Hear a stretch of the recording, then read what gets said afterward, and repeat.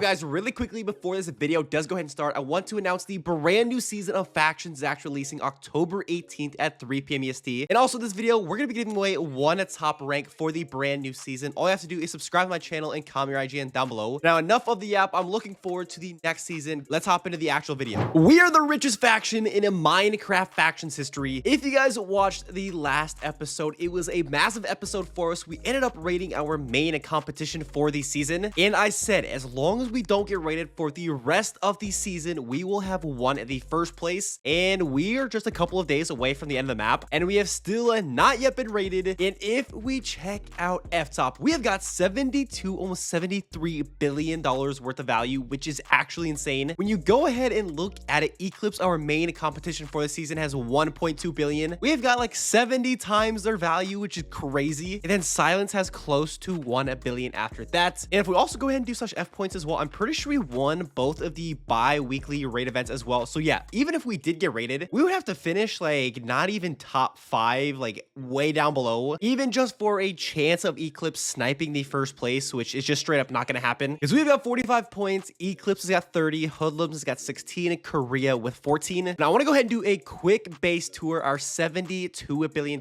base. Now I'm pretty sure the Complex Factions history record is 90 billion. I think in total, and that was actually when there was like a glitch. Polar bear spawners were broken and they got nerfed immediately this season after. They were making way too much money. With that actually being said, let me go ahead and actually go into our spawner breakdown. Oh my god, almost 410,000 evoker spawners is crazy. Almost 20,000 iron golems, 8,000 polar bears, almost 50,000 creeper spawners. We have got unlimited TNT. We could raid the entire server if we wanted to, but obviously like we don't want to do that. There's no need. A ton of XP spawners, some magmas, cows, and then random spawners as well. Now it looks like we're actually working on roof arcs. I'm pretty sure this season of Factions, they were doing like a roof arc competition, and I have no idea what this is going to be. I'm pretty sure our base is like a 10 by 10, so that's a lot of work left to do. But like our base defenses haven't changed the entire season. Now I'm pretty sure we actually haven't even really got like close to being breached. I think Eclipse has tried to snipe us a couple of times, but I did not get too far. But if we go ahead and look at it, we've got finsters or anti-nukes, some filters, dry oceans, and then more filters with the fronts off of them, more dry ocean, more filters, patching oceans, and some more filters all the way at the front. And then our buffer counters are in the corner. And then if we roam into the value boxes, bro, actually insane how much money every single one of these value boxes are making. If I just stop here for a second, look at all of the mobs that are spawning 24/7, and when you count that by like 6 different value boxes, there's 1, 2, 3,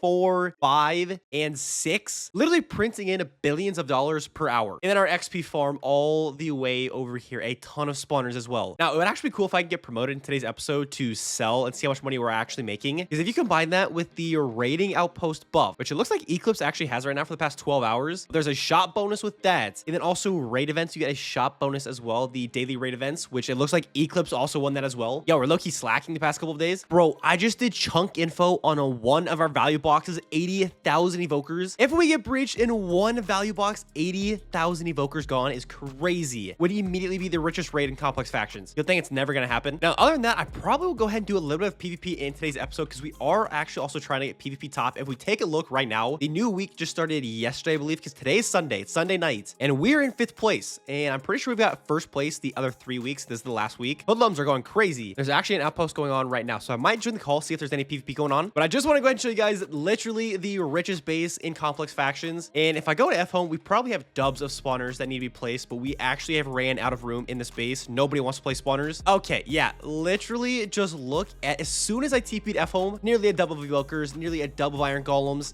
a bunch of polar bears. We could easily beat the 90 billion record if we wanted to. But let's go ahead and do it for the intro clip. I'm gonna go ahead and see what everybody's up to. But yeah, enough of the app. I'll go ahead and find something to do, and I'll bring us back in 1 second. Alrighty, boys. So for the second half of this episode, I want to go ahead and do a little bit of a raiding tutorial. Now, if I go ahead and do slash F map, we are currently outside of the faction called the Terror Club. Now, I'm not gonna lie, they're not that rich. They have only got 82.7 million. They're currently F top number 8. 182 polar bears, some magmas, skeletons, some some XP spawners, 80 iron golems, 256 creepers, and 1 evoker. But I actually want to go ahead and use this base as kind of a tutorial on how to raid, because a lot of people on Complex, if they're looking forward to playing the very next season, need to figure out how to actually go ahead and raid themselves. And this base has 3 different types of regens. We have mine chats, filters, and I call these hot dogs, whatever you want to call them, and then a bunch of value boxes in here. Now, the only thing is, I originally didn't want to raid this faction because, first off, they're actually on shield for another 3 hours and 45 minutes, but I also didn't want to take out in a raid a new faction. But I was literally going through and slash scening their entire faction, and none of them have been on for over 10 days, and we are like 2 days away from the end of the season. So I'm just gonna go ahead and raid them for the tutorial sake. Essentially, what we've got so far is our cannon box just set up. Obviously, I know they're not gonna log on to counter me, or else I would have put a lot more walls. But the strategy is to do 2 lava walls, 1 water, 2 lava, 1 water, just because it makes cobble monsters. And when people are using like 10 stackers or 12 stackers or 20 stackers or whatever,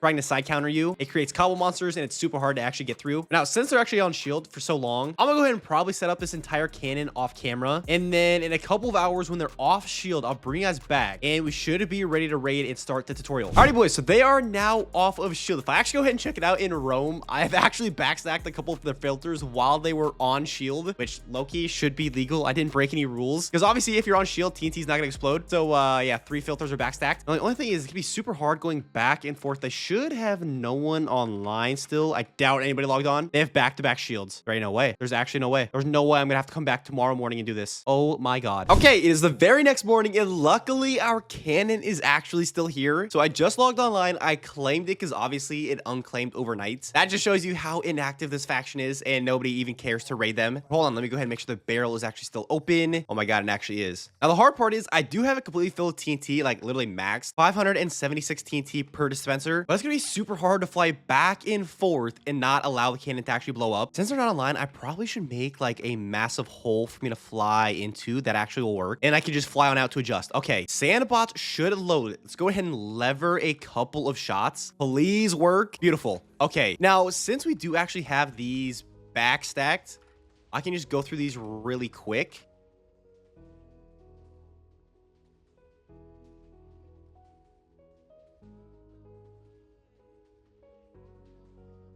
Go through that over there. Okay. I don't like to see that. Now, on lever. I do not want to let this thing blow up. I don't know if there's actually like a shot control anywhere in this cannon. I don't think there is. Now, I just went ahead and levered again. With raiding these types of filters, there's actually a couple of different ways you can actually go through them. If they're obviously not online, the main way is like backstacking them, and you can get rid of them that way. But I'm not gonna lie, that's not very compy. If you want to raid like comp factions, you probably shouldn't be backstacking at all, unless you can snipe some backstacks, which is just usually unlikely. So I'm gonna open this as much as possible. And I'm actually probably start making some water tunnels. Then we do actually have, I think it's like 20 or 30 wide just to go down. Okay, let me go ahead and shut it off really quickly. Make sure it doesn't run out of TNT. Roam to see our progress. We're probably already hitting like the back couple of sets of regens, like behind the set. Yeah, we are. We're already hitting all the way back here. Wait, this is actually good, because then when I adjust down, it'll push this water into this lava. Okay, so for water tunneling, you want to consistently adjust down every like 4 Ys. So that is kind of like the whole point of shooting like super high above the value boxes, is then just knowing that you have plenty of Ys to adjust down in. This would be so much easier if I could just keep the cannon levered like 24/7, but I don't want to blow it. I'm not rebuilding it as a solo. I'll tell you that much right now. Yup, we went down. I mean, we're absolutely beaming deep already back here, and we're just gonna go back and forth. I'm not gonna lie. We're gonna let it go as far as it can and go back and forth. TNT fill again. Oh, this is good. This is cobble monstering right here. It's pushing. Okay, so then we go down. Let's go down like another 4 Ys or so. And there we go. Okay, I went down again. This is gonna all... Oh, sorry, beast. Then when I go down again, it's gonna push even farther, which is perfect. I got like a right or left. Will it actually... Come on, water flow. Oh, it's perfect. Turn into obsidian, bro. Get rid of the lava sources. And we're actually beaming deep back here. We're already on like the mine chats. The mine chats are super easy as well. You literally just line up where the water is, like right here. Because this will be a source. There's no lava in here. But at 1 second cannon, we could probably like double tap through a lot of it. Let me actually go like 2 over now. Hit the other side. And we still have plenty of Ys. Perfect, bro. We're so deep. Okay. Back to 2453. And we'll go like 4 more down. 1, 2, 3, 4. Bang. That should be deep.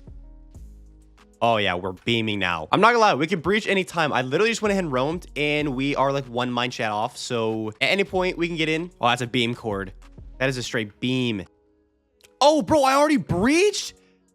Oh my God, I didn't even realize. Okay, we need to go way down for this value box now. Then like why 150, but I'm gonna have to drag the water down. We'll just go like 4 down. I had no clue we even breached. That should OSRB. Get rid of literally this first hot dog, which is by far the most annoying to deal with if you're not backstacking. What? How?